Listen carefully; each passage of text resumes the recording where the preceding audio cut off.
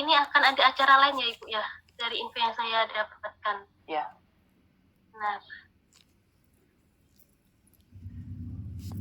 Nah, kosmetik syarat untuk mendapatkan sertifikasi halalnya sama dengan seperti yang dipaparkan sebelumnya atau berbeda dan sangat jauh perbedaannya?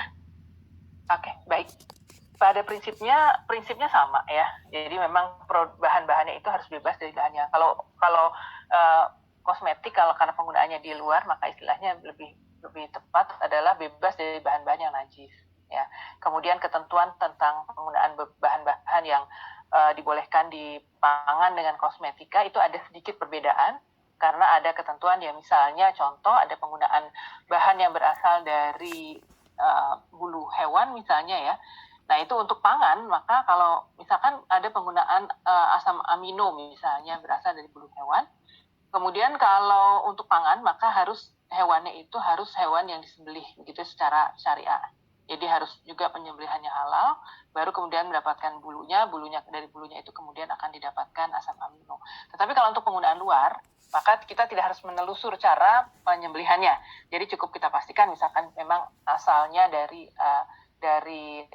bulu ayam misalnya atau bulu bebek, maka cukup karena ayam dan bebek adalah protein. Jadi ada beberapa ketentuan yang berbeda. Nah itu mungkin harus dipelajari khusus. Jadi silakan nanti kontak saja ke tempat kami, nanti kami bisa memberikan penjelasan.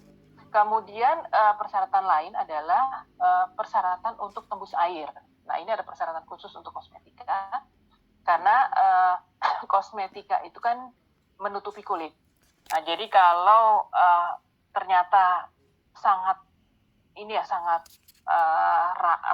menutupnya itu betul-betul tidak bisa menyebabkan air tidak bisa sampai ke kulit, maka itu akan menyebabkan seorang muslimah misalnya Mbak Sasa misalnya pakai krim begitu ya di wajah, kemudian saat wudhu kalau ternyata krimnya sangat sangat anti air ya sehingga tidak bisa ditembus, artinya kan wudhunya menjadi tidak sah ya karena tidak tembus, tidak menyentuh kulit, sementara persyaratan wudhu itu kan harus bisa menyentuh kulit.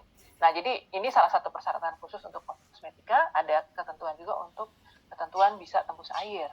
Nah ini salah satu yang memang harus juga dipenuhi di kosmetika, dan itu ada juga uji laboratoriumnya untuk bisa memastikan bahwa kosmetika yang disertifikasi halal tidak hanya bebas dari bahan-bahan yang najis, tapi juga bisa tembus air. Nah ini ada beberapa kekhasan memang yang mungkin butuh waktu satu sesi tersendiri ya untuk mempelajari khusus tentang bahan-bahan ini. Ya, gitu Mbak Sasa. Ya.